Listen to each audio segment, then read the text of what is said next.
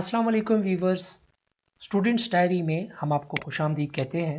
आज हम forensic serology and toxicology के एक और लेक्चर पे बात करेंगे और इस आज हमारा टॉपिक है सैंपल कलेक्शन और प्रिजर्वेशन के बारे में।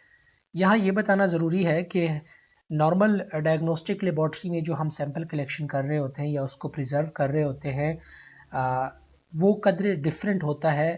और आज जिस एस्पेक्ट से हम सैंपल कलेक्शन के बारे में स्टडी करेंगे वो फोरेंसिक से रिलेटेड है। और फोरेंसिक में आपको पता है कि एविडेंस बेस्ड चीज़ें होती हैं और उसमें चेन ऑफ कस्टडी को मेंटेन रखना बहुत ज़रूरी होता है। इसमें ये भी बड़ा इम्पॉर्टेंट है कि इसमें आपके पास अगर एविडेंस एक बार लॉस्ट हो गया किसी भी नेग्लिजेंस की वजह से, वो दोबारा रिट्रीव नहीं किया जा सकता। क्योंकि अगर पेशेंट की डेथ हुई भी है और वो एक बार उसके ऑर्गन निकाल लिए गए हैं और आपसे कोई मिस्टेक हो गया है, वो सैंपल ज़ाया हो गया है, तो ज़ाहिर है फिर दूसरा सैंपल तो आपको नहीं मिलने वाला और उसकी वजह से आपके ऊपर बहुत ज़्यादा फिर प्रेशर आता है। लिहाजा यहाँ पे प्रॉपर सैंपल कलेक्शन और उसकी प्रिजर्वेशन बहुत ज़्यादा इम्पॉर्टेंट है बीइंग लेबॉर्ट्री टेक्नोलॉजिस्ट। पहले हम बात कर लेते हैं कि फोरेंसिक सीरोलॉजी में आपके पास किस तरह के सैंपल आ सकते हैं। वैसे तो फोरेंसिक बहुत वास्ट फील्ड है, ज़रूरी नहीं है कि यहाँ हम जो सैंपल मेंशन करें यही ही आएंगे, लेकिन यह है कि मोस्ट ऑफ द टाइम आपके पास इस तरह के सैंपल आएंगे। बाकी आपके पास सीन रेजिड्यू में आपके पास मुख्तलिफ तरह के सैंपल आ सकते हैं जिसको आपने अकॉर्डिंगली ट्रीट करना होगा। लेकिन सबसे कॉमनली जब हम टॉक्सिकोलॉजिकल एनालिसिस कर रहे होते हैं तो हमारे पास जो सैंपल रिक्वायर्ड होते हैं उसमें हमारे पास ब्लड सैंपल ज़्यादातर आता है और साथ यूरिन सैंपल आता है जो डिसीज्ड होता है या अगर सस्पेक्टेड पेशेंट है तो उसका यूरिन सैंपल लिया जाता है और स्टमक लेवाज या स्टमक एस्पायरेट लिया जाता है अगर पेशेंट के जो कोई ऐसा पॉइजन दिया गया जिसकी वजह से उसको वॉमिटिंग हो रहा है तो वो वॉमिटिस लिया जाता है उसका, या अगर उसका स्टमक वॉश किया जाता है तो वो स्टमक वॉश जो होता है वो निकाल के लैब में लेके आया जाता है जिसको डॉक्टर सस्पेक्ट कर रहा होता है कि खुदा न खास्ता इसको पॉइजन तो नहीं दिया गया, या उसके घर वाले या वो बंदा खुद सस्पेक्ट कर रहा होता है। तो ये जो स्टमक वॉश होता है, ये स्टमक लेवाज होता है, ये भी एविडेंस होता है। अगर मेडिको लीगल केस बनता है तो उसको फर्स्ट स्टमक वॉश को आपने डिस्कार्ड नहीं करना होता। ख़ास करके जो मेडिको लीगल ऑफिसर्स होते हैं, इमरजेंसी में काम कर रहे होते हैं, उनको स्ट्रिक्टली इंस्ट्रक्शंस होती है कि ऐसा कोई केस रिपोर्ट होता है और आप स्टमक वॉश करते हो तो उसके स्टमक वॉश को आप 50 सीसी रेंज में या कोई कंटेनर में आप सेव करते हो ताकि अगर ज़रूरत पड़े तो उसको आप टॉक्सिकोलॉजिकल एनालिसिस के लिए भेज देते हो। इसी तरह स्लाइवा के सैंपल लिए जाते हैं और स्लाइवा के सैंपल मुख्तलिफ़ चीज़ों में काम आ सकते हैं। अगर किसी से उसमें सेक्सुअल हरासमेंट का केस है तो उसमें आप मुख्तलिफ़ स्पॉट्स अगर स्लाइवा के हैं वहाँ से ले सकते हैं, या अगर डीएनए एनालिसिस करनी है, या अगर किसी ने सिगरेट पी है और सीन रेजिड्यू से वो बरामद हुआ है तो सिगरेट का जो बड होता है वहाँ से आप उसका बंदे का स्लाइवा लगा होता है वहाँ से आप डीएनए कलेक्ट कर सकते हो। तो इसकी बड़ी प्राइम इंपॉर्टेंस है। स्टेन्ड क्लॉथ्स हो सकते हैं जो आपके पास आ सकते हैं, और वो स्टेन्ड क्लॉथ ना सिर्फ ब्लड के हो सकते हैं अगर कोई ऐसा मर्डर का केस है, इसके अलावा वो सीमन के भी हो सकते हैं कि अगर कोई सोडोमी का केस है या रेप का केस है, सेक्सुअल असॉल्ट का, तो या फिर दोनों के भी हो सकते हैं कि किसी के साथ सेक्सुअल असॉल्ट करने के बाद उसको कत्ल कर दिया गया हो, तो उसको आपने आइडेंटिफाई करना कि आया ब्लड ह्यूमन ब्लड है या एनिमल ब्लड है। क्योंकि बाज़ औक़ात लोग एक दूसरे किसी को फंसाने के लिए भी ऐसा खेल खेल लेते हैं कि क्लॉथ्स के ऊपर ब्लड किसी जानवर का लगा लेते हैं और क्लेम करते हैं कि इन्होंने इसको मारा है ताकि केस उनका मजबूत हो जाए। सो ये आइडेंटिफाई करने का हम आपको बताएंगे अगले लेक्चर्स में। और इसी तरह सीमन डिटेक्शन के लिए आप माइक्रोस्कोपी करते हो और कुछ और बायोकेमिकल टेस्ट है उसको आइडेंटिफाई करने के लिए। इसी तरह जैसे हमने पहले बताया, अगर सेक्सुअल असॉल्ट का केस है तो प्यूबिक और वेजाइनल स्वाब्स लिए जाते हैं फॉर सीमन डिटेक्शन और फॉर द डीएनए एनालिसिस। हमेशा ये नॉर्मल मेडिकल या पोस्टमार्टम रिपोर्ट जो भी पोस्टमार्टम किया जाता है, इसमें ये ज़रूरी होता है कि अगर कोई अननोन डेड बॉडी मिली है या कोई सस्पिशियस डेड बॉडी मिली है तो उसके जो केमिकल एनालिसिस के लिए या टॉक्सिकोलॉजिकल पॉइजनिंग के एनालिसिस के लिए जो सैंपल लिए जाते हैं उसके साथ उनके स्वाब्स भी लिए जाते हैं और उस स्वाब्स पे ये डिटेक्ट करने के लिए कि खुदा ना खास्ता इसको किसी भी सेक्सुअल उसका जुल्म तो नहीं किया गया, तो उसको देखने के लिए भी ये स्वाब लाजमी लिए जाते हैं। और उसके बाद हेयर या हेयर फॉलिकल्स भी लिए जाते हैं। जो भी डिसीज्ड होता है या सस्पिशियस केस होता है तो उसमें उस बंदे के हेयर फॉलिकल्स रूट समेत निकाले जाते हैं ताकि फ्यूचर में अगर कोई टॉक्सिकोलॉजिकल एनालिसिस करनी पड़ जाए या कोई डीएनए वगैरह रन करना पड़ जाए तो उसमें हेल्प कर सके। So that was all about the common type of samples that you will receive in a forensic serology lab. इसके अलावा भी बहुत से samples हो सकते हैं, लेकिन चूँकि बहुत वास्ट फील्ड है तो उस सब को कवर करना निस्बतन मुश्किल होगा। तो इसके बाद हम देखते हैं कि अगर ये तो उस सिचुएशन में था कि अगर नॉर्मल सर्कमस्टांसेस में आपके पास किस तरह के सैंपल्स आ सकते हैं, यानी चांसेस होते हैं कि जो बंदा है वो अलाइव है लेकिन उसके सिम्टम्स हुए हुए हैं इस तरह के, तो डॉक्टर सस्पेक्ट कर रहे हैं और इमरजेंसी रूम से आपको पास वो ये सैंपल्स ले आता है।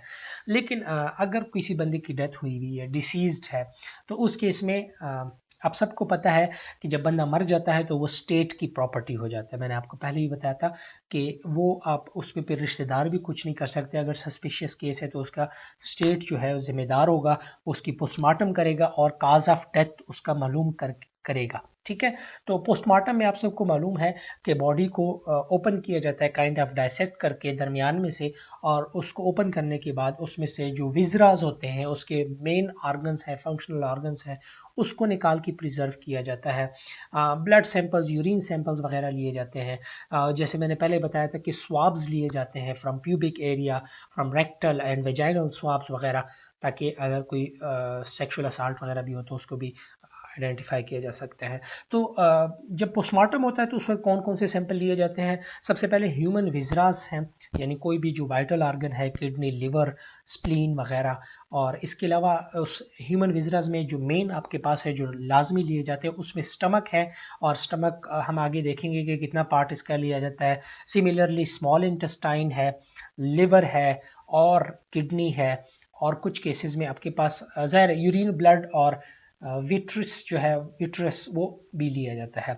यूरिन ब्लड तो लाजमी लिया जाता है। विट्रियस जो है आपके आंख के पीछे जो एक फ्लूइड होता है, जो नॉर्मली हम अगर ओवर ड्रंक हो जाता है, कोई अल्कोहल एब्यूज़ करता है, अल्कोहल ज़्यादा यूज़ करता है, उसकी वजह से उसकी डेथ होती है, तो उसकी डिटेक्शन में ये हेल्प कर रहा होता है।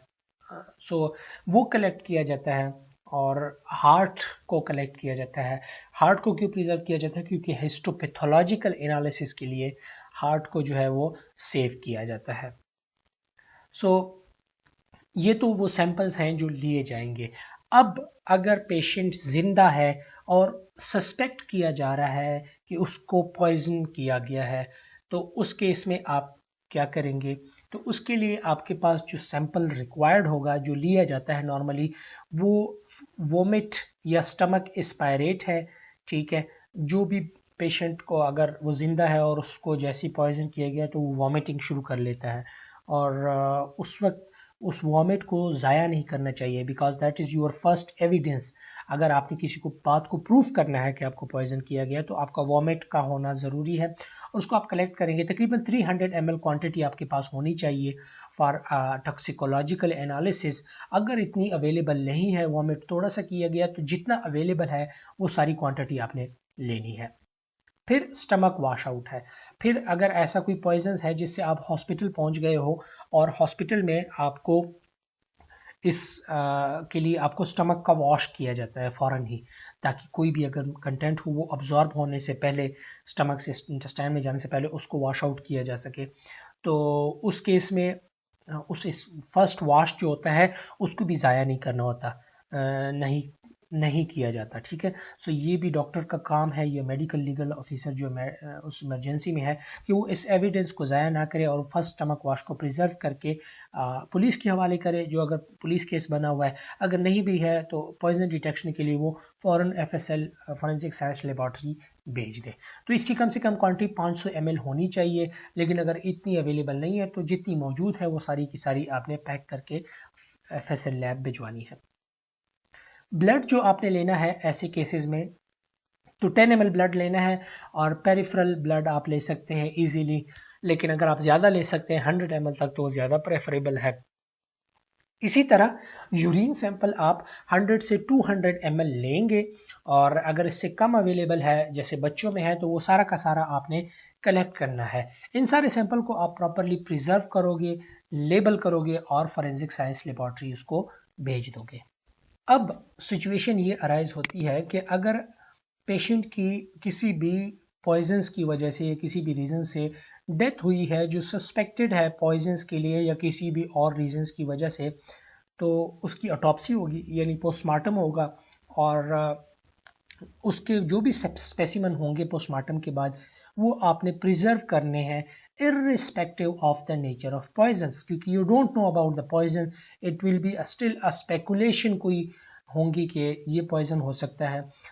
जब उसको ऑटोप्सी टेबल पे डिसीज्ड को लेटाया जाता है तो उसके जो विजिबल साइन एंड सिम्टम्स है उससे कुछ थोड़ा बहुत आइडिया हो सकता है कि इसको किस तरह की पॉइजन दिया गया होगा, ठीक है। जैसे अगर आर्सेनिक पॉइजन है तो इसके अपने कुछ सिम्टम्स हैं, या अगर साइनाइड पॉइजन है तो इसके कुछ और सिम्टम्स हैं, कुछ जो उनके साथ गवाहान आए होते हैं कुछ वो अपनी स्टोरी सुनाते हैं। लेकिन यहाँ ये बात ज़रूरी है कि फोरेंसिक साइंस में मैंने पहले भी कहा था कि आपने अपनी आंखें खुली रखनी है और अपने कान बंद रखने हैं, क्योंकि कोई आके आपको गलत स्टोरी भी सुना सकता है तो पता चले आप उसके पीछे चल पड़े हो। नहीं, आपने जो देखा है आपने उसके ऊपर अमल करना है।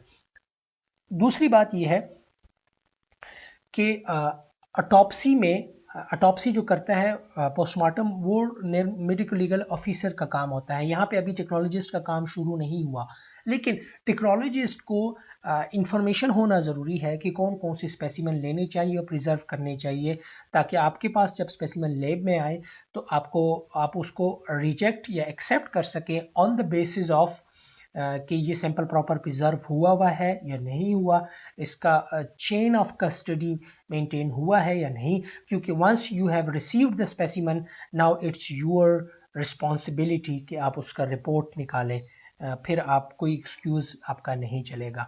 दूसरा, आपको ये भी मालूम हो कि इस तरह के अगर सस्पेक्टेड पॉइजनिंग केसेस हैं तो डॉक्टर को ये ऑर्गन्स लेने चाहिए और उसने नहीं लिए तो आप अपने रिपोर्ट में ले सकते हो कि ये ऑर्गन विजरल ऑर्गन मिसिंग है, जो कि हमें किसी भी फाइंडिंग्स तक पहुंचने में हेल्प कर सकते थे।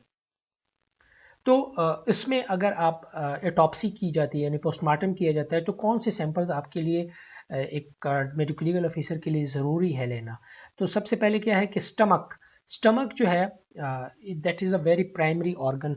जब भी कोई पॉइजन का केस आता है, चाहे होमोसाइडल है या सुइसाइडल पॉइजनिंग है, तो उसके अंदर ज़रूरी है कि होल स्टमक लिया जाए, ठीक है, क्योंकि उसके अंदर जो कंटेंट मौजूद है उसके ऊपर आप जब टेस्ट करते हैं तो वो उससे आपको बेहतर आप पॉइजन की डिटेक्शन में हेल्प कर सकता है। दूसरी इंपॉर्टेंट बात इससे ये भी मिल जाती है कि स्टमक से अगर कोई बंदा क्लेम करता है जिसके पास, यानी let's say just an example for your understanding कि ये हमें ये हेल्प कर सकता है कि दो दोस्त हैं और एक दोस्त ने खुदा न खास्ता किसी अपने दोस्त को किसी भी रीज़न की वजह से पॉइजन कर लिया है खाने पे बुला के, और वो फिर ज़ाहिर है झूठ के पैर नहीं होते और हमने कहा था कि जो भी इस तरह का काम करता है वो कोई ना कोई एविडेंस छोड़ के जाता है और वो एविडेंस जो है फोरेंसिक साइंटिस्ट पे मालूम करता है। तो वो फिर कहता है कि वो फिर जब अपने बयान रिपोर्ट करता है तो वो कुछ ऐसे बातें कर जाता है कि हमने तो कुछ नहीं खाया था या हमने जूस पिया था, लेट से, और कुछ नहीं खाया, हम 3 घंटे से पास थे, हमने लास्ट टाइम सिर्फ जूस पिया था, हो सकता है वो जो जूस हमने पिया है वो जूस वाले की गलती हो, कुछ ऐसा मिल गया हो उसमें।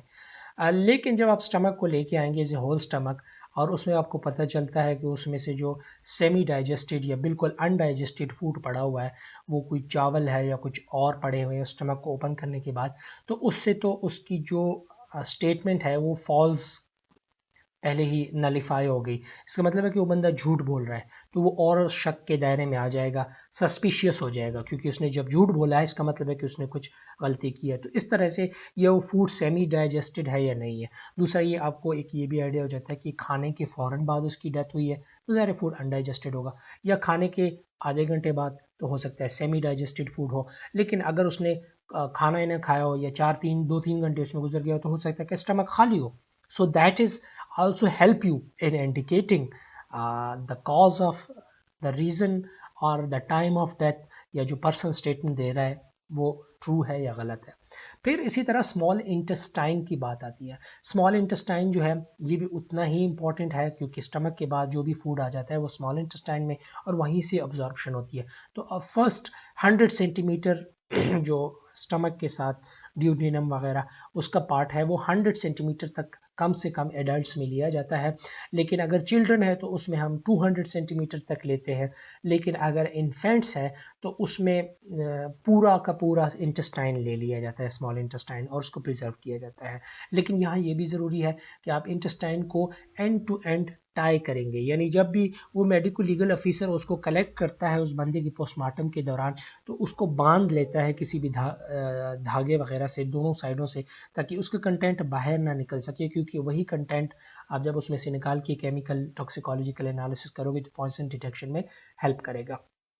लिवर है तो लिवर हम तकरीबन 100 ml या मिलीग्राम के हिसाब से, 100 मिलीग्राम के हिसाब से, या कुछ जगहों पे है कि 500 मिलीग्राम, और बाज़ औक़ात में हम होल लिवर ले लेते हैं और उसके ऊपर भी टॉक्सिकोलॉजिकल एनालिसिस करते हैं। आप सबको मालूम है कि जो भी हम ड्रग्स लेते हैं वो डिटॉक्सिफाई होता है जाके लिवर में। तो लिवर में स्टोर हाउस है तो उसमें बहुत ज़्यादा चीज़ें आपको मिल सकती हैं, और लिवर का ज़्यादातर वो पोर्शन लिया जाता है जिसमें गॉल ब्लैडर साथ मौजूद हो, क्योंकि मॉर्फिन वगैरह की डिटेक्शन में गॉल ब्लैडर में ज़्यादा क्वांटिटी में मौजूद होता है। अगर किसी मॉर्फिन वगैरह की ओवर डोज की वजह से बंदे की डेथ हुई है तो गॉल ब्लैडर जिसमें मौजूद हो उस पार्ट को हम क्लियर ज़्यादातर प्रेफर किया जाता है। स्प्लीन जो है वो 500 मिलीग्राम तक लिया जाता है। 5 centimetre thick slice of liver are whole in infants. So उसके साथ एक मोटे तह लिवर के साथ काट कर उसको प्रिजर्व किया जाता है और लैब में लेके आ जाता है। लेकिन इन्फेंट्स अगर होता जाए वो छोटा होगा तो उसको पूरा ले लिया जाता है। अच्छा, यहाँ पे स्प्लीन हमें हेल्प करता है मोस्टली अगर कोई इन्फेक्शन हुआ है, और उसको स्प्लीन को फिर क्या करता है कि प्रॉपरली वो किया जाता है, कल्चर किया जाता है ताकि डायग्नोज करने के लिए कि वहाँ कहीं उनको इन्फेक्शन की वजह से डेथ हुई तो कॉज ऑफ डेथ। पोस्टमार्टम हम बेसिकली क्यों कर रहे होते हैं? कॉज ऑफ डेथ मालूम करने के लिए कि बंदे की एक्चुअली डेथ हुई किस वजह से है, तो वो मालूम करना। फिर अगर कोई इन्फेक्शन है वायरल या बैक्टीरियल तो उसको भी हम मालूम कर सकते हैं। किडनी ली जाती है, हाफ किडनी ली जाती है एडल्ट के केस में, जबकि चिल्ड्रन के केस में पूरी किडनी को रिमूव किया जाता है, उसको प्रिजर्व किया जाता है। विट्रियस यानी जो आइस के आपके बॉल्स के बैक साइड पे जो आपका फ्लूइड मौजूद है उसको जितना आप जो मेडिको लीगल ऑफिसर उसको ड्रॉ कर सकता है तो मैक्सिमम उसको कलेक्ट करता है, as much as can be withdrawn उसको सेव किया जाता है और उसको FSL लेबॉर्ट्री भेज दिया जाता है। अब कुछ एडिशनल सैंपल रिक्वायरमेंट है और वो स्पेशल सैंपल जो है वो स्पेशल सर्कमस्टांसेस होते हैं जिसमें आपको एडिशनल सैंपल लेना पड़ जाता है। एडिशनल सैंपल क्या होगा? एडिशनल सैंपल उसमें ये होगा कि अगर नेचर ऑफ पॉइजनिंग ये है कि उस बंदे ने अल्कोहल ओवरडोज कर दिया है, ड्रंक ओवर ड्रंक कर दिया है, तो उसके लिए आप पेरिफेरल ब्लड या विट्रस जो है उसी तरह लेते हैं। ब्लड 10 ml और विट्रस जो है मैक्सिमम जितना वे ड्रॉ कर सकते हैं। फिर अगर ड्रग ऑफ एब्यूज़ है यानी बारबिचुरेट्स हैं, ओपियम्स हैं, कैनाबिनाइड्स वगैरह है, एंटी डिप्रेसेंट्स हैं तो उसके लिए भी ब्लड लेते हैं तकरीबन 10 ml। इसी तरह अगर कार्बन मोनोऑक्साइड की पॉइजनिंग है, कार्बन मोनोऑक्साइड आपको पता है कि ज़्यादातर अगर रात को गैस ओपन रह गई हो तो उस वक्त ये हो सकता है कि वो बंदा जो है वो ज़्यादा कार्बन मोनोऑक्साइड इनहेल करता है जो कि हीमोग्लोबिन के साथ बाइंड हो जाता है तो ऑक्सीजन की कैपेसिटी ख़त्म हो जाती है एंड डेथ हो जाती है। साइलेंट किलर भी कहा जाता है इसको कार्बन मोनोऑक्साइड को। उसके लिए भी 10 ml ब्लड लिया जाता है इसी तरह कार्बन जो साइनाइड के पॉइजनिंग है उसमें तकरीबन 10-20 ml तक ब्लड लिया जाता है फॉर उसकी डिटेक्शन के लिए। फिर आ जाती है हैवी मेटल्स की बारी आ जाती है, जैसे कि क्रोनिक आर्सेनिक पॉइजनिंग है। तो हैवी मेटल्स हमने आर्सेनिक के बारे में पहले भी डिस्कस किया कि इसका टेस्ट लिस्ट होता है, ऑर्डर लिस्ट होता है, इसीलिए ज़्यादातर पुराने ज़मानों में पॉइजन्स करने के लिए जो हाई फाई लोग होते थे उसको पॉइजन करने के लिए आर्सेनिक को यूज़ किया जाता रहा है। सबसे इम्पॉर्टेंट जो एग्ज़ाम्पल है वो नेपोलियन बोनापार्ट की है, जिसके बारे में कहा जाता है कि जब उनकी डेथ हुई थी तो सस्पेक्ट किया जाता है कि उसको स्टमक कैंसर है। बाद में उसका कोई जो डॉक्टर है, फैमिली डॉक्टर था या सर्जन था, उन्होंने उनके 3-4 कुछ हेयर्स उसके फॉलिकल समेत निकाल लिए थे उसके जो भी रसूमात थे उसके दौरान, और बाद में उसने उसके लिए आर्सेनिक के लिए डिटेक्ट करना शुरू किया। तो उसके अंदर जो रिज़ल्ट आए वो तकरीबन उसके 4 से 33 पार्ट्स पर मिलियन तक आर्सेनिक डिटेक्ट हो रहा था। यानी 10 पार्ट्स पर मिलियन से अगर ज़्यादा होता है तो इसका मतलब ये है कि आर्सेनिक पॉइजनिंग है जिससे बंदे की डेथ हो सकती है। तो उसके अंदर जो इतनी फ्लक्चुएशन थी उससे ये सस्पेक्ट किया गया कि नहीं, इसको स्टमक कैंसर नहीं था बल्कि उसको आहिस्ता आहिस्ता आर्सेनिक दिया गया था। तो जब ये आहिस्ता आहिस्ता देते हैं तो ये क्रोनिक पॉइजनिंग होती है, ताकि पता ना चल सके महीने बाद, 2 महीने बाद या साल बाद बंदे की डेथ हो जाती है जब एक थ्रेशोल्ड लेवल से आर्सेनिक लेवल बॉडी में ज़्यादा हो जाता है। बंदा बस सिर्फ हल्का फुल्का बीमार रहता है लेकिन रीज़न मालूम नहीं होता। एक्यूट आर्सेनिक में ये होता है कि बंदे को आप इतनी क्वांटिटी में उस थ्रेशोल्ड लेवल से ज़्यादा एक ही वक्त में दे दो और उसकी घंटे के अंदर डेथ हो जाती है। तो उस केस में तो ज़ाहिर है फिर लोग डाउट कर लेते हैं कि इसने कुछ पिलाया होगा, जो फलां बंदे ने इनको कुछ पिलाया है उसके फ़ौरन बाद उसकी डेथ हुई है। तो उस चीज़ को अवॉइड करने के लिए आहिस्ता आहिस्ता लोग देते हैं ताकि चीज़ों को पता भी ना चले। सो उसकी डिटेक्शन के लिए फिर डिफरेंट आप मटेरियल प्रिजर्व करोगे, जैसे कि बोन सैंपल लेते हैं और बोन में आप शाफ्ट ऑफ बोन 10 सेंटीमीटर तक लेंगे, ठीक है।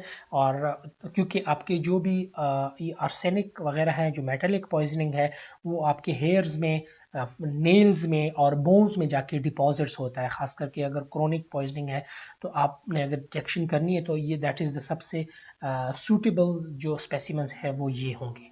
हेयर्स होंगे, हेयर्स जैसे मैंने पहले कहा स्केल्प हेयर होगा और रूट समेत आप जो है उसको लेंगे। नेल्स भी आप टू एंड फिंगर्स सबको जो निकाल के उसको फिर आप उसमें आर्सेनिक की डिटेक्शन करेंगे। तो ये 3 सैंपल होना ज़रूरी है अगर क्रोनिक आर्सेनिक पॉइजन्स को डिटेक्ट करना चाह रहे हैं। फिर आर्सेनिक के बारे में आगे भी देखेंगे कि अगर कोई डेड बॉडी है उसमें कैसे डिटेक्ट करेंगे, अगर कोई साल पहले मर गया है वो हम आगे डिटेक्ट करेंगे। इसके बाद अगर इनहेलेशन या वोलेटाइल सब्सटेंसेस है, कोई चीज़ इनहेल कर दी गई है जिससे डेथ हो गई है, तो उसको उसमें आप लंग का सैंपल लेंगे, lung as a whole organ ले लेंगे और वो मेडिकल लीगल ऑफिसर जब लेगा तो उसको एयर टाइट कंटेनर में रखेगा और ट्रैकिया को बांध देगा, ट्रैकिया को बांध देगा ताकि एटमॉस्फेरिक जो गैसेस हैं या उसके अंदर जो गैसेस मौजूद अगर है स्टमक के लंग्स के अंदर तो वो बाहर ना निकल सके। और इसके अलावा अगर इंजेक्टेबल पॉइजन्स है कोई, ठीक है, इंजेक्टेबल पॉइजन लेट से अगर एक्यूट आर्सेनिक पॉइजनिंग में किसी ने पूरा आर्सेनिक सिरिंज में भरकर किसी को इंजेक्ट कर दिया है तो ज़ाहिर उसकी फ़ौरन डेथ होगी। तो उसके लिए आप स्किन पार्ट लेंगे, यानी जब भी ऑटोप्सी टेबल पे बंदे को लिटाया जाता है तो उसके ऊपर पहले मार्क्स देखे जाते हैं कि कहीं पे इंजेक्शन मार्क तो नहीं है। अगर इंजेक्शन मार्क मौजूद है तो वहाँ से सबकुटेनियस टिश्यू या मसल को लिया जाता है, ठीक है, और उसको प्रिजर्व करके एफएसएल लैब भिजवा देता है। और साथ ही उसके अपोजिट साइड पे, यानी अगर एक आर्म से बाजू से इंजेक्शन मार्क्स है तो वो ले लिया वहाँ से, तो दूसरी बाजी के दूसरी तरफ से नॉर्मल टिश्यू है तो उसको भी कलेक्ट किया जाता है कंट्रोल के तौर पर ताकि कंपेयर किया जा सके, ठीक है। अब मज़ीद स्पेशल सर्कमस्टांसेस ये हो सकती है कि क्रिमिनल एबॉर्शन के केसेस आपके पास आ सकते हैं। तो उस क्रिमिनल एबॉर्शन के केसेस में मेडिको लीगल ऑफिसर्स को चाहिए कि वो वेजाइना, यूट्रस, ओवरीज और anything that is related to genital tract वो उसको निकाल के उसको प्रिजर्व करे और उसको एफएसएल लैब भिजवा दे। इसी तरह डिकम्पोज्ड बॉडीज़ अगर आ जाती हैं, decomposed bodies in a sense के अगर कोई बॉडी पड़ी हुई है जिसको अननोन डेथ हुई थी साल पहले या 3 महीने पहले, और वो रोड साइड पे मिली है या किसी गार में मिली है, तो उसको फिर लेके आया जाता है। जो भी यहाँ पे पोस्टमार्टम होता है वो डिस्ट्रिक्ट हेडक्वार्टर हॉस्पिटल में हो सकता है, या मेन आपके एफएसएल लैब में भी जो मेडिको लीगल ऑफिसर होते हैं जो पोस्टमार्टम कर रहे होते हैं, तो वहाँ लेके आया जाता है। उसमें से जो सैंपल कलेक्ट किए जाते हैं वो इंसेक्ट एग, यानी जहर, जब ह्यूमन बॉडी डिकम्पोज होती है तो उसमें डिफरेंट कीड़े मकोड़े पैदा होते हैं जिसको हम मैगेट्स कहते हैं। तो वो मैगेट्स या उसके एग्स और प्यूपा को इकट्ठा करके उसको एक रेजिड्यू एविडेंस के तौर पे भेजा जाता है लैब्स में। वो हम आगे देखेंगे कि उसकी ये कैसे हेल्प कर सकते हैं। ठीक है। फिर एक्सह्यूमेशन हो जाती है। एक्सह्यूम्ड बॉडीज है, यानी एक बंदा मर गया है, हो सकता है उसको साल हुए हुए मरा हो और उसकी तदफीन कर दी गई हो, या 5 साल, हमारे पास ऐसे केसेस भी आए थे जो 5 साल पहले बंदा मरा था और उसके बोन्स को कलेक्ट करके लेके आया गया था। तो उस केस में बाद में जब सस्पिशियस होती है कि, या कोई बंदा इकरार कर लेता है कि हाँ फला बंदे ने पॉइजन किया हुआ था उसको, इस वजह से उसकी डेथ हुई थी, तो फिर कोर्ट केस चलता है। कोर्ट केस में फिर कोर्ट ऑर्डर देता है कि उस बंदे की कब्र कुशाई की जाए। कब्र कुशाई के लिए टीम तरतीब जाती है जिसमें मेडिको लीगल ऑफिसर होता है, साथ टेक्नीशियन या टेक्नोलॉजिस्ट होता है, पुलिस मौजूदगी में होता है जिसमें इन्वेस्टिगेशन ऑफिसर होता है, और साथ ही उस मैयत का या जो बंदा है जिसकी डेथ हुई थी उसका कोई रिश्तेदार, क्लोज रिश्तेदार जो कब्र की निशानदेही करता है, वो साथ जाते हैं और वो उस कब्रिस्तान में जाते हैं और डेड बॉडी को निकालते हैं और उसके जो भी सैंपल्स अवेलेबल होते हैं वो निकाल के ले आते हैं for the analysis in the forensic science laboratory. तो एक्सह्यूम्ड बॉडीज़ में नॉर्मली सैंपल लिया जाता है। अगर बहुत ज़्यादा बॉडी बिल्कुल डिकम्पोज हो गई है तो उस केस में सॉइल सैंपल लिया जाता है फ्रॉम अबव द कफन, फ्रॉम बीनीथ द कफन and from the side of the कफन। ठीक है, जो उसके ऊपर मिट्टी पड़ी हुई है, नीचे है या साइड्स पे है, या अगर कफन के अंदर कोई फ्लूइड अकोमुलेट हुआ हुआ है, यानी बॉडी डिकम्पोज होते हुए कुछ थोड़ा बहुत फ्लूइड्स बनता है, तो वो अगर है तो वो भी कलेक्ट किया जाता है। और साथ ही कंट्रोल सैंपल लिया जाता है उस मिट्टी का जो कब्रिस्तान के आसपास है, यानी कब्रिस्तान उसके कब्र से थोड़ी सी दूर फासले पर एक मिट्टी वहाँ से भी ली जाती है ताकि कंट्रोल के तौर पर उसको देखा जा सके। ठीक है। अब एक्सह्यूम्ड बॉडी में आप कहोगे कि कैसे पॉसिबल है, जो आपके मेटल पॉइजनिंग है तो मेटल तो कहीं नहीं जाता। ठीक है। सो अगर वो उसको आयुवन 10 साल भी हो गए, बोन भी उसके ख़त्म हो गए, तो उसके अंदर जो मेटेलिक या जैसे कि आर्सेनिक है मौजूद है तो वो मट्टी में आके नीचे गिर जाता है। ठीक है, तो मट्टी पे वो मौजूद होगा, और जो मट्टी आप कलेक्ट कर रहे हो कब्र की मुख्तलिफ जगहों से, उसमें आप आर्सेनिक या कोई भी जो मेटालिक पॉइजनिंग या कोई और किस्म की पॉइजन आप डिटेक्ट कर रहे हो उसको आप एनालाइज करते हो। और कंट्रोल सैंपल थोड़े से दूर फासले से इसलिए लेते हो कि खुदा न खास्ता अगर उस एरिया में ऑलरेडी आर्सेनिक मट्टी में मौजूद है, रेत में, तो वो कहीं आपको फॉल्स पॉजिटिव रिजल्ट की तरफ न ले जाए। सो कंट्रोल सैंपल का लेना भी ज़रूरी हो जाता है। एम्ब्लेम्ड बॉडीज़ आती हैं, जैसे कि पुराने ज़माने की कोई ममिफिकेशन का प्रोसेस होता, मसाले मसूले लगा के ताकि उसको डिकम्पोज होने से बचाया जा सके, या कोई ऑर्नामेंटल टेक्निक अप्लाई की होती है, तो उस बॉडीज़ को में से भी फ्लूइड्स लिया जाता है या उसकी बोन मैरो को कलेक्ट किया जाता है फॉर फर्दर एनालिसिस।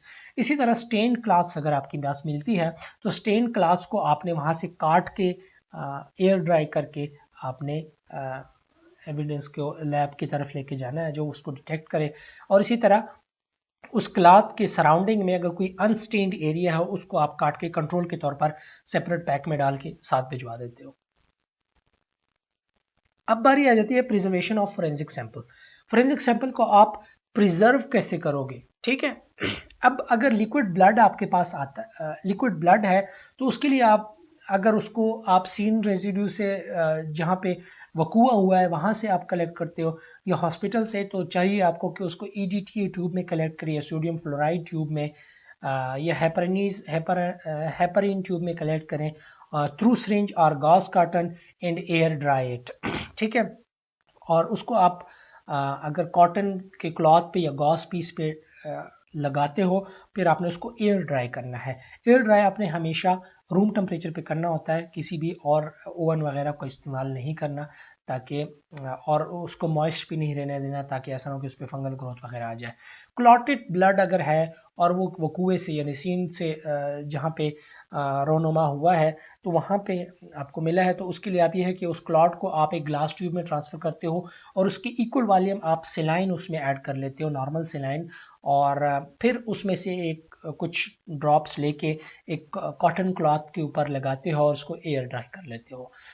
फिर अगर वेट ब्लड है और वो किसी क्लॉथ के ऊपर मौजूद है यानी स्टेन्ड क्लॉथ्स है और उसके ऊपर ब्लड मौजूद है तो उसको आपने एयर ड्राई करना है क्लॉथ्स को। नहीं तो अगर आप उसको ऐसे ही बंद करके ले आएंगे तो पहुंचते पहुंचते एफएसएल लैब तक उस पर फंगल ग्रोथ आ जाती है या वो स्टेन जो है वो विजिबल उस तरह से नहीं रहते। तो आपने रूम टेम्परेचर पे उसको एयर ड्राई करना है और उसको पेपर बैग में ट्रांसफ़र करना है और सील करना है। कंटेमिनेशन को आपने अवॉइड करना है। पेपर बैग को इसलिए आपने यूज़ करना है कि जो प्लास्टिक बैग होते हैं वो उसमें उसकी नमी की वजह से वो सैंपल ख़राब होने का ख़तरा होता है।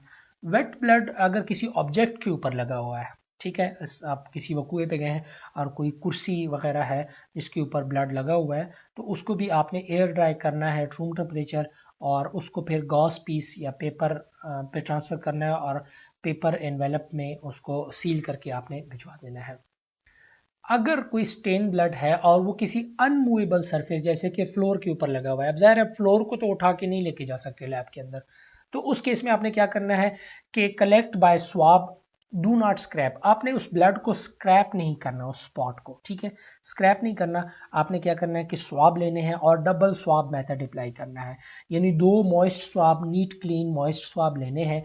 फर्स्ट आप उसके ऊपर पेरेंगे और उसको उसमें से वो ब्लड स्टेन को ऑब्जॉर्ब कर लेगा, उसको एयर ड्राई करोगे और फिर दूसरा स्वाब उसके ऊपर पेरोगे उसी जगह पे, और इसको कहते हैं डबल स्वाब मेथड। और जो भी उसका फिर स्पॉट होगा वो सारा आपके स्वाब के ऊपर आ जाएगा, तो उसको आप फिर फर्दर लैब में भिजवा के उसकी आइडेंटिफिकेशन कर लेते हैं। तो अब हम कुछ सैंपल्स के लिए प्रिजर्वेटिव कौन सा यूज़ करेंगे, यानी जाहिर है जब आप सैंपल लेते हैं तो वो डिस्ट्रिक्ट हेडक्वार्टर हॉस्पिटल से फार ऑफ एरिया से आना होता है, तो एफएसएल लैब तक पहुंचते पहुंचते वो ख़राब होने का ख़तरा होता है, तो उसके अंदर प्रिजर्वेटिव का डालना बहुत ज़रूरी है। क्योंकि ये एक आपके पास प्राइमरी एविडेंस होते हैं, उसको आप लॉस्ट नहीं करना चाहते, ठीक है। उल्टा फिर अदालत जो है वो मेडिको लीगल ऑफिसर से पूछता है कि आपको क्या पता नहीं था कि इसमें कौन सा प्रिजर्वेटिव डाला जाता है, इट मीन्स कि आप इस केस में इन्वॉल्व हो या कुछ इस तरह के मसाइल खड़े हो जाते हैं। सो सैंपल कंडीशंस क्या है कि अगर यूरिन सैंपल है तो उसमें आपने सेचुरेटेड सेलाइन सोल्यूशन डालना है, रेक्टिफाइड स्पिरिट डालना है या हाइड्रोक्लोरिक एसिड डालना है, डिपेंड ऑन द सिचुएशन। अगर ह्यूमन विजराज हैं यानी लिवर, स्टमक, किडनीज वगैरह, तो उसमें भी saturated saline if there is no chance of acid poison. अगर एसिड पॉइजन्स के चांसेस नहीं है तो उसके इसमें आप सेचुरेटेड सेलाइन प्रिजर्वेटिव की तरफ के तौर पे यूज़ करोगे। लेकिन अगर वो अब देयर इज डाउट कि कोई एसिड यूज़ हुआ है, वो ज़ाहिरी जो सिम्टम्स हैं उससे आइडिया हो जाता है, तो उस केस में आप रेक्टिफाइड स्पिरिट यूज़ करोगे इंस्टेड ऑफ सेचुरेटेड सेलाइन। सेचुरेटेड सेलाइन क्या है? सेचुरेटेड सेलाइन ये है, नॉर्मली जो हम पुलिस वगैरह के लोगों को ट्रेन करते हैं तो उनको इन इस्लाम का ज़्यादा नहीं पता होता, तो उनको हम इस तरह एक्सप्लेन करते हैं कि आप एक वाटर लेते हो, फॉर एग्जांपल एक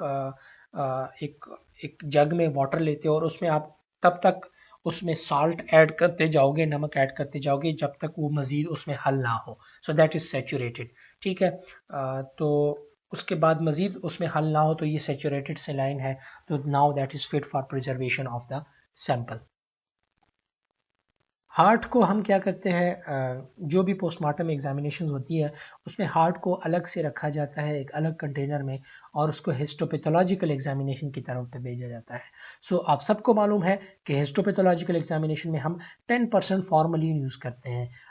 रिमेंबर, हमारे पास फोरेंसिक में ऐसे बहुत से केसेस रिसीव होते थे जिसमें गलती से कोई नया medical legal officer in visceral organs में 10% फॉर्मलिन ऐड करके भेज देते थे, तो वो फ़ौरन ही रिजेक्ट हो जाते थे।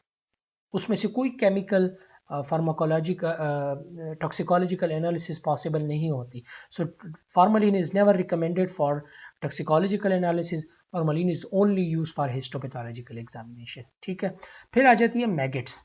मैगेट्स जो हमने जैसे पहले पढ़ा कि डिकम्पोज्ड बॉडी से जो हमें जो मैगेट्स रिसीव होती थी या जो एविडेंस के तौर पर ये जो कीड़े मकोड़े आते थे, तो उसका प्रिजर्व करने का तरीका ये है कि it should be dropped alive into boiling absolute alcohol और 10% हार्ड फॉर्मलिन। उसको बॉइलिंग एब्सोल्यूट अल्कोहल में या 10% हार्ड फॉर्मलिन में डालते थे ताकि वो वहाँ पे डिस्ट्रॉय होके ओपन अप हो जाए और जो भी उसमें से केमिकल है वो बाहर आ जाए। यहाँ पे ये ज़रूरी है कि मैगेट्स के अंदर जो भी ड्रग ऑफ एब्यूज़ या अगर पॉइजन्स है डिकम्पोज्ड बॉडी में, तो मैगेट्स उसको जब उसके ऊपर फीड करता है तो वो उसकी बॉडी में ट्रांसफ़र हो जाता है। सो वहाँ से हम डिटेक्ट मैगेट्स की बॉडी से डिटेक्ट कर सकते हैं। दूसरी इंपॉर्टेंट बात ये है कि मैगेट्स से हम डेथ कितनी देर पहले हुई है ये भी आइडेंटिफाई कर सकते हैं। लिहाजा हम सारे मैगेट्स को इस बॉइलिंग एब्सोल्यूट अल्कोहल में नहीं डालेंगे, कुछ को हम प्रिजर्व कर लेंगे अलाइव और उसको एक एंटोमोलॉजिस्ट के पास ले जाते हैं, जिससे वो हमें एक आइडिया दे देता है कि इसको कितना टाइम हुआ है और उससे एक अप्रॉक्सीमेट टाइम मिल जाता है कि डेथ को हुए कितना टाइम हुआ है। Blood and carbon monoxide poisoning. तो कार्बन मोनोऑक्साइड पॉइजनिंग में हम ब्लड लेते हैं और उसके लिए ज़रूरी है कि जो भी हम ब्लड सैंपल कलेक्ट करते हैं किसी ट्यूब में, उसके ऊपर 1 से 2 सेंटीमीटर लिक्विड पैराफिन की उसके ऊपर डालें ताकि ऊपर से वो सील हो जाए और कोई एटमॉस्फेरिक ऑक्सीजन इसके साथ रिएक्ट ना करे। तो क्योंकि कार्बन मोनोऑक्साइड रिएक्ट जब ऑक्सीजन एटमॉस्फेरिक से करेगा तो कार्बन डाइऑक्साइड बनाएगा। सो आपको कार्बन मोनोऑक्साइड में फॉल्स नेगेटिव रिजल्ट्स के चांसेस हो सकते हैं। लिहाजा जो भी सैंपल वो मेडिकल लीगल ऑफिसर कलेक्ट करेगा वो फ़ौरन उसके ऊपर लिक्विड पैराफिन वैक्स डाल देगा और उसको लैब भिजवा देगा। Preservation and dispatch of visceral sample, ये भी बड़ा इंपॉर्टेंट प्रोसीजर है कि जब आप ह्यूमन विजरास को कलेक्ट करते हैं तो उसके लिए आपने कौन सी तरीकाकार लेना है और कौन सी बॉटल में इसको कलेक्ट करना है। प्रिजर्वेटिव हमें मालूम है कि कौन कौन से लेने हैं। अब उसको क्या करना है कि उसको हम 4 different wide mouth glass bottle में ऐड करेंगे। वाइड माउथ इसलिए कि हमने उसमें पूरा ऑर्गन चुके डालना होता है तो ताकि उसे इजीली ऐड कर सके। और फिर bottle should be filled 2/3 and some room for gases. तो उसको तकरीबन आपने प्रिजर्वेटिव और जो भी आपका विजरल ऑर्गन है उसको डालने के बाद उसको 2/3 तक फिल होना चाहिए, जबकि 1/3 जो है उसको आपने खाली रखना है ताकि ऊपर उसके अंदर जो भी गैसेस जमा होती है तो उसके लिए स्पेस वहाँ मौजूद हो। पहली बॉटल जो आपकी होगी उन 4 बॉटल में से बॉटल नंबर 1, उसमें आप स्टमक डालोगे और intestine along with its content, जो भी इसका कंटेंट होगा उसके अंदर से उन सबको उस बॉटल नंबर 1 में डालोगे।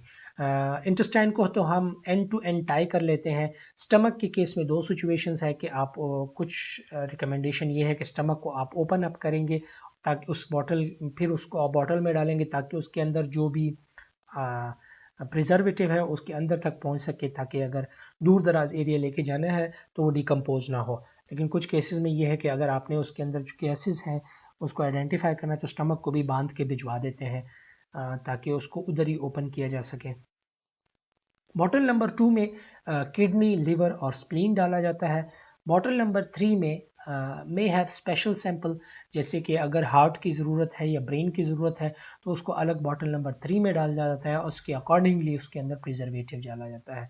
फिर कुछ वाइल में आप separate while for each blood and urine, तो आप किसी एक छोटे कंटेनर या वाइल में ब्लड और यूरिन लेते हैं और उसको प्रॉपरली लेबल करते हैं। जबकि बॉटल नंबर 4 जो होता है वो आपका कंट्रोल होता है और वो कंट्रोल आपका प्रिजर्वेटिव है जो आपने इन विजरल ऑर्गन्स के लिए यूज़ किया है। प्रिजर्वेटिव को हम क्यों लेते हैं इस केस में एज ए कंट्रोल, क्योंकि ये देखने के लिए, क्रॉस चेक करने के लिए जो हमारे रिजल्ट आ रहे हैं वो कहीं प्रिजर्वेटिव में कंटेमिनेशन की वजह से तो नहीं आ रहे। सो हम प्रिजर्वेटिव को साइड बाय साइड जो भी हम उस सैंपल पे एनालिसिस कर रहे होते हैं तो ब्लैंक के तौर पे प्रिजर्वेटिव को भी रन कर रहे होते हैं। अब ceiling and packing of the sample, आपके पास सैंपल फाइनली तैयार हो गया, प्रिजर्वेटिव सारा कुछ ऐड हो गया, तो आपने उसको कैसे फर्दर पैक करना है और उसको हैंड ओवर करना है। So lid of bottle should be tightly sealed and labelled. तो जो भी बॉटल है उसको प्रॉपरली टाइटली सील करना है और उसको लेबल करना है। फिर उस बॉटल को एक विजरल बॉक्स में डालना जाता है जो कि एक वुडन बॉक्स होता है और उस वुडन बॉक्स को दोबारा सील और लेबल किया जाता है। इसके बाद उस बॉक्स के ऊपर जो लॉक लगाया जाता है उसको सील करने के बाद उस लॉक की की को एक एनवेलप में डाल करके उसको भी सील किया जाता है और उस पुलिस वाले को हैंड ओवर किया जाता है विद प्रॉपर रिसीविंग डॉक्यूमेंट पे उसको रिसीव करवा दिया जाता है कि हाँ उसने इतने विजुअल ऑर्गन इतने बॉक्स रिसीव कर लिए हैं जो कि लॉक्ड हैं और सील्ड है और उस पर सील नंबर मेंशन हुआ होता है। ठीक है, इसको जस्ट मेंटेन रखने के लिए कि ये जो सैंपल्स पोस्टमार्टम के बाद एक मेडिको लीगल ऑफिसर या डॉक्टर जो है दूर दराज एरिया में वहाँ से जो लेके जा रहा है पुलिस ऑफिसर वो लैब साइंटिस्ट तक या फॉरेंसिक लैब साइंस लेबॉर्ट्री तक पहुंचने में उसकी चेन ऑफ कस्टडी मेंटेन रहे, कहीं दरमियान में वो सील ब्रेक ना हो। ठीक है, सो जब पुलिस के हैंड ओवर किया जाता है तो पुलिस की जिम्मेदारी है कि उसकी सील को मेंटेन कर सके। और जब फोरेंसिक साइंटिस्ट में आपके पास आता है बीइंग फोरेंसिक साइंटिस्ट या बीइंग फोरेंसिक लेबॉर्ट्री टेक्नोलॉजिस्ट, तो आप भी उस पुलिस वाले से उस सील को चेक करते हैं कि ब्रेक तो नहीं हुआ हुआ, वेरीफाई करते हैं उसके एनवेलप के ऊपर भी। अगर ब्रेक हुआ है तो आप कभी भी सैंपल रिसीव नहीं करोगे। इसका मतलब है कि रास्ते में किसी ने इसमें मैनिपुलेशन की है, अपनी मर्जी का पॉइजन इसमें ऐड किया होगा या अपनी मर्जी के ऑर्गन उसमें रिप्लेस किए होंगे, so it will never be receive. ठीक है, police constable carry it to FSL lab along with. Police constable वो सारे मवाद या ऑर्गन्स जो सैंपल्स हैं वो मेडिको लीगल ऑफिसर या डॉक्टर से कलेक्ट करेगा जो कि दूर दराज एरिया में है और उसको FSL लैब में लेके आएगा।